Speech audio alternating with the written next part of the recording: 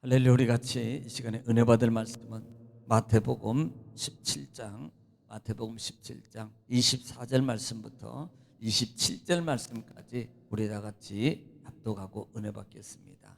24절부터 27절 말씀입니다. 시작. 가버나움에 이르니 반세계를 받는 자들이 베드로에게 나와 이르되 너의 선생은 반세계를 내지 아니하느냐 이르되 내신다 하고 집에 들어가니 예수께서 먼저 이르시되 시몬아 내 생각은 어떠하냐 세상 임금들이 누구에게 관세와 국세를 받느냐 자기 아들에게냐 타인에게냐 베드로가 이르되 타인에게니이다. 예수께서 이르시되 그렇다면 아들들은 세를 면하리라. 그러나 우리가 그들이 실족하지 않게 하기 위하여 내가 바다에 가서 낚시를 던져 먼저 오르는 고기를 가져 입을 열면 돈 한 세겔을 얻을 것이니 가져다가 나와 너를 위하여 주라 하시니라. 아멘. 아멘. 사랑의 아버지 감사합니다. 간밤도 주님 안에서 우리를 쉬게 하시고 또한 날을 허락받아 우리 생명을 연장받고 이 시간도 하나님 미명 시간에 주님을 찬양하며 이 시간도 하나님 예배합니다. 말씀 받기 원합니다. 이 시간도 읽고 전하고 듣사오니 하나님의 말씀이 하나님이요 생명이요 또 치유요 응답이요 하나님 축복이오니 하나님의 치유와 응답과 축복 역사를 누리게 하시고 이루게 하여 주시옵소서. 함께 하심을 주님 감사하며 예수님의 이름으로 기도 올리옵나이다. 아멘. 할렐루야. 할렐루야. 하나님은 오늘도 여전히 말씀을 통해서 우리에게 말씀하십니다. 그러므로 하나님 말씀을 받을 때 내가 하나님 앞에서 하나님의 음성을 듣는구나 받는구나 라는 그런 자세로 받으면 복이 됩니다. 또 하나님 말씀을 받을 때 중요한 것은 일방적인 것이 아니고요, 거기에 순응하는 말인데 그것은 아멘이라는 말입니다. 소리내어서 아멘 하고 받으면 하나님께 영광이고 그 다음에 믿음의 고백이고 그 믿음의 고백을 통해서 또 그대로 하나님의 역사가 말씀을 통해서 이루어질 줄 믿습니다. 또 그런 하나님의 은혜와 축복이 여러분 삶 속에 여러분 기적으로 이루어지시기를 다시 한번 주 이름으로 축복합니다. 자, 우리는 계속해서 마태복음 17장 말씀을 통해서 같이 은혜를 나누고 있습니다. 변화산의 사건, 그 다음에 또 하나는 귀신 들린 아이를 고쳐주십니다. 자, 이 특별히 귀신 들린 아이를 고쳐주면서 우리가 기억해야 될 중에 하나가 뭐냐면 믿음이 작은 자라 그랬고, 그 다음에 또 하나는 겨자씨만한 믿음이 있으면 이 산을 들어 명하여 들어 바다에 던지워라 할지라도 그대로 될 것이라는 그 부분에 관한 겁니다. 사실 우리가 여러분 아마 이 말씀을 많이 들었던 부분 중에 한 부분인데요, 믿음이 적다라는 제자들에게 그렇게 하셨던 예수님의 그 말씀은 제자들이 믿음이 없다 이런 의미가 아닙니다. 믿음이 없다는 말이 아니고 제자들을 책망하는 의미라 그랬어요. 이 믿음이 적다라는 말은 다른 데 사용한 적이 없습니다. 꼭 제자들에게만 사용했거든요. 그러니까 어떻게 보면 이것은요, 사실 이 산이라는 개념과 그 다음에 겨자씨라는 이 개념이 야 산은 크고 겨자씨는 적고, 그러니까 산이 겨자씨는 이 크고 작은 것에 의미를 두는 것이 아니라 그랬어요. 이것은 신뢰적인 의미입니다. 아무리 적은 자라도 아무리 작은 것이라도 하나님을 정말로 신뢰하고 그 다음에 그 말씀 그대로 우리가 고백하고 시인하고 그 다음에 뭐예요? 그 말씀대로 움직이면 하나님의 역사가 일어나는 거예요. 그러므로 신뢰성입니다. 그 다음에 행동성이에요. 동력이라 말이에요. 이것을 예수님이 제자들에게 원하고 있었단 말이에요. 그들은요 두려워요. 하나님 말씀을 그렇게 믿고 듣고 따라다녔지만 어떻게 보면 표면적이고 현실적이지 정말로 믿음의 신뢰, 정말 미래적인 하나님의 역사의 능력 기적을 그들이 보기만 했지 그 부분에 대해서는 현실적인 부분에 믿지 못했어요. 그러므로 귀신 들린 아이를 데려와서도 전에는 고쳤지만 전혀 고치지 못하고 서기관들과 많은 무리들 앞에 변론이라고 그랬는데 변론은 결국은 변론이 아니고 창피당한 거예요. 그래서 우리가 정말 하나님 안에서 신뢰하고 확신해요. 그러면요 강하고 담대함으로 명하라 그랬어요. 그래서 명하면이라는 단어를 기억하라 그랬어요. 명하면 그대로 될 것이다. 너에게 못할 것이 없다. 이렇게 주님이 말씀하고 있다. 그 다음에는 주님이 드디어 곧 고난을 당해야 될 것이다. 순환의 예교를 계속하고 있어요. 이제는 노골적인 겁니다. 주님이 이제 얼마 남지 않았어요. 이제는 주님이 죽어야 되겠고 고난을 받아야 되겠고 이런 일들을 제자들에게 계속 명시하고 있습니다. 자, 오늘은 24절 말씀부터 27절 말씀을 통해서 같이 은혜를 나누겠습니다. 24절에 가버나움에 이르시니 반세계를 받는 자들이 베드로에게 나와 이르되 너희 선생은 반세계를 내지 아니하느냐라고 말씀합니다. 자, 여기 지금 가버나움에 이르렀다 그랬어요. 여러분, 이 가버나움은요 사실 예수님의 제2의 고향이다라고 말해도 무관해요. 그만큼 많은 활동을 했던 장소, 또 특별히 가버나움은요 예수님의 많은 기적이 일어났던 장소예요. 그러면요 많은 기적이 일어났단 말은 그만큼 많이 이곳에서 머물렀고 이곳에서 많은 사역을 감당하셨다라는 말씀인 것입니다. 그런데 문제가 뭐예요? 오늘 본장이 가버나움에 들어오니까요 한 사람이 세계를 받는 사람이 나와가지고 야 니네 선생님 세계를 안 냈어 이렇게 말하는 거예요. 자, 이 말이 무슨 말이냐면 당시에는 유대인들이 약 20세 이상이 되면은 성전세를 납부해야 될 의무가 있습니다. 성전세를 내야 되는 거예요. 그런데 그 성전세는 2드라크마에 해당하는 반세계를 내야 돼요. 이 반세계를. 그러니까 이 세금의 근거가 어디에 있냐면 애굽에서 출애굽 시켜주신 하나님의 능력과 은혜의 감사함의 표시였어요. 감사함의 표시. 그래서 이것을 뭐라고 말하냐면 생명의 속전이다라고 말해요. 이것은 사실 출애굽기 30장 12절 말씀을 근거하고 있습니다. 출애굽기 30장 12절부터 15절 말씀을 근거로 해서 이들이 이것을 이행하고 있는데요. 여러분 30장 12절부터 15절 말씀 한번 들어보겠습니다. 시작. 내가 이스라엘 자손의 수요를 조사할 때에 조사받은 각 사람은 그들을 계수할 때에 자기의 생명의 속전을 여호와께 자, 드릴지니 장미의 생명의 속전을 여호와께 드릴지니 그 다음에 이는 그들을 계수할 때에 그들 중에 질병이 없게 하려 함이라. 무릇 계수 중에 드는 자마다 성소의 세겔로 반세겔을 자 낼지니. 보세요. 계수에 든다는 말은 이게 그 당시에 그러니까 남자의 20세 이상인 자를 지금 지명하고 있거든요.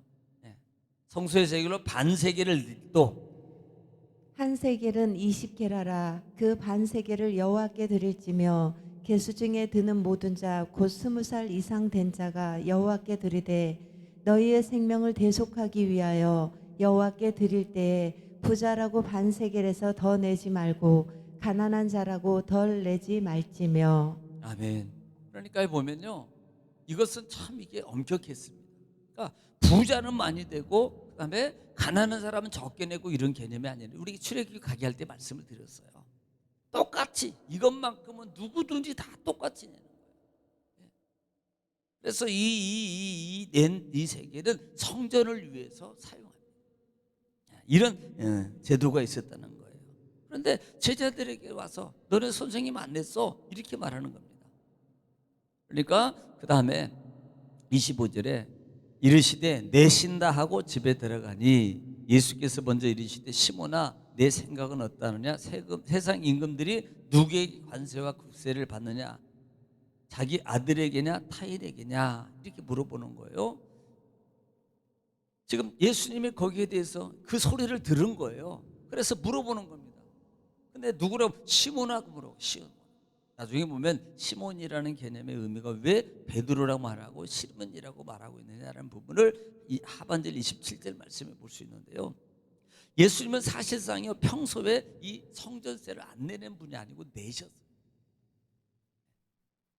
예수님은 항상 이 평소에 성전세를 내셨다 이 말입니다. 자, 그런데 지금 임금의 아들이냐, 그다음에 아들이 내야 되냐, 타인도 내야 되냐 이 부분을 물어보는 거예요. 그러니까 26절에 베드로가 이르시되 타인에게이니라 예수께서 이르시되 그렇다면 아들은 세금을 면하리라. 이렇게. 그러니까 만약에 임금이 이 세금을 걷는데 자기 아들에게도 받겠냐, 타인에게도만 받겠냐 물어보니까요, 베드로가 아니 당연히 아들은 면제입니까? 면제입니다. 타인에게만 받습니다. 이렇게 말하거든요. 그러니까 예수님께서 뭐라고 말하냐면 그래 맞아. 아들은 면제야. 아들은 면제야. 타인에게만 받는 거지. 예. 여러분 여기서 아들을 솔직히 말하면 암시적으로 누구를 얘기하는 거예요? 예수 그리스도를 얘기하는 거예요. 예수 그리스도. 그러니까 여러분 이것은 결국은요, 이 말이 단순한 것이 아니고요, 성전의 주인은 하나님 예수님이라는 거예요. 성전의 주인은 예수님입니다. 여러분 나중에 복음서로 들어가면요, 에베소서 1장 22절 말씀의 부분을 보면은 그 부분에 대해서 지금 여러 곳에 예수님께서 말씀을 하고 있거든요. 그러니까 그 부분을 통해서 어떻게 말씀하고 있는지 1절 22절과 23절 보겠습니다. 시작. 또 만물을 그의 발 아래에 복종하게 하시고 자, 그 발을 복종하게 하시고 그를 만물 위에 교회의 머리로 삼으셨느니라. 자, 교회의 머리를 삼으셨어요. 그 다음에 교회는 그의 몸이니 만물 안에서 만물을 충만하게 하시는 이의 충만함이니라. 아멘. 지금 뭐가 돼요? 지금 사도 바울은요, 교회의 주체가 예수님이라고 말하고 있는 거예요. 성전의 주체는 하나님이셔요. 근본입니다. 그림자가 아니고요, 근본적인 것은 하나님이에요. 그러므로 하나님 모든 것 주인은 하나님이신데, 그러면 그 주인의 아들이 돼야 되느냐? 아니라는 거죠. 내가 바로 하나님의 아들이고 내가 바로 참 창조주의 아버지다. 내가 세상 이김이 아니라 전 모든 주인의 모든 것의 주인이신 하나님의 아들이다. 육적 아들로 사명적 의미를 가지고 오신 바로 그가 나다, 메시아다라고 지금 예수님이 이 말씀을 통해서 말씀하고 있는 거예요. 암시하고. 근데요, 이 말을 들을 때 제자들이 깨달았을까? 저는 좀 그래요. 무슨 말 하지 아마? 이랬을지 모릅니다. 27절에 그러나 우리가 그들이 실족하지 않기 위하여 내가 바다에 가서 낚시를 던져 먼저 오르는 고기를 가져 입을 벌면 돈 한 세겔을 얻으리니 가져다가 나와 너를 위하여 주라 하시니라. 이렇게 말씀합니다. 자, 예수님께서 이렇게 말해요. 그래, 안 내도 되는데 내가 안 내면 그들이 실족하잖아. 시험 들잖아. 신랄하게 비판하고 또 뒷소리하고 다닐 거 아니야. 그러니까 내지. 그것 때문에 내는 거예요. 안 내도 되는데. 그러면서 바로 누구를? 베드로를 향해서 말합니다. 그런데 이미 예수님은 시몬이라고 말할 의미가 바로 거기 있는 거예요. 과거에 낚시했던, 가교에 고기를 잡았던 이 베드로의 모습을 얘기하는 겁니다. 야, 너 고기 잘 잡지? 그러니까 바닷가에 가가지고 낚시해. 그물 안 던지고 낚시했대. 이때 최초 낚시한 건가 봐. 그러니까 가게 찾으려면 베드로 낚시집 이렇게 해보세요. 이 베드로가 고기를 가서 낚시를 딱 던졌어요. 그러니까 찌가 쫙 올라가니까 딱 낚아채니까 막 이따만한 고기가 그냥 대박 고기가, 무슨 고기인지는 몰라요. 물어보지 마세요. 그러니까 그 고기가 나오는데 진짜 입을 벌려 보니까요, 한 세겔이 들어있는. 그리고 그걸 가지고 와가지고 어떻게 해서 예수님 말씀대로 그대로 잡아. 여러분 오늘 여기서 하나님은 모든 능력의 기초, 즉 신성이신 하나님, 전능하신 하나님의 속성을 베드로에게 다시 보여주는 기적을 통해서. 너 믿어? 내가 참 하나님이야. 참 능력의 하나님. 정말 이 세밀하게 이 베드로를 통해서 다시 한번 육적 신앙에 있는 이 베드로에게 영적 신앙으로 갈 수 있는 길을 다시 한번 눈을 열어주는 거예요. 그래서 그 모든 것을 해결하는 거예요. 많은 사람들은 야, 이것을 물론 그렇게 해서 너희가 성전세를 내는 것은 당연히 수고해서 내는 거야. 그러니까 육적 수고 일을 해가지고 그것으로 당연히 내야 돼라고 하는 그런 학자도 있습니다. 그런데 하나님의 아들이심을, 신성이심을 증명하는 베드로의 확증을 시켜주는 거예요. 여러분은 옛날에는 그 과거에는요, 율법적으로 보면은 그 성전세를 레위이나 제사장들하고 레위인들은, 성전에서 일하는 레위인들은요 성전세를 안 냈어요. 그러면 여러분 원래 제사장적 의미, 제사장적 의도를 가지고 계신 예수님은 당연히 아들이시지만 그 의미적으로 본다 하더라도 예수님은 안 되는 거예요. 그러므로 우리가 삶 속에서, 사회 속에서 우리가 신앙의 삶을 갈 때 어떻게 보면 우리가 마땅히 내가 해야 될 도리를 바르게 믿는 믿음의 사람으로 함으로 말미암아 많은 세상 사람들이 실족하지 않기 위해서 더 정도에 잘해야 돼요. 할렐루야. 그냥 예수 믿는다 그러면서 막 하고, 예수 믿는다, 아이고 저놈의 예수꾼쟁이들 말이야, 아이고 지들밖에 모르고, 아이고 전 도덕도 없고 윤리도 없고 말이야, 그 말하는 것도 그렇고, 아이고 진짜 막 이런 소리 들으면 안 되는 거예요. 예수 믿기 때문에 내가 더 손해봐야 되고요, 예수 믿기 때문에 내가 더 겸손해야 되고요, 예수 믿기 때문에 내가 더 정중해야 되고요, 예수 믿기 때문에 한 번이라도 내가 정말 바른 말 해야 되고요, 조심해야 됩니다. 정말입니다. 세상 사람들을 실족하지 않기 위해서. 할렐루야. 여러분 오늘 말씀을 기억하시고 또 오늘 하루를 주 안에 곁어가고 또 하나님 인도해 달라고 여러분 가정과 자녀를 위해서 주님을 기도하겠습니다. 주여, 걸어가시고 자비로우시고 은혜로우신 아버지 하나님, 은혜와 사랑을 주님 감사합니다. 하나님께서 우리를 사랑하시고 아버지 하나님의 귀한 말씀에 은혜와 은총을 깨닫게 하시고 인도하시니 주님 감사합니다.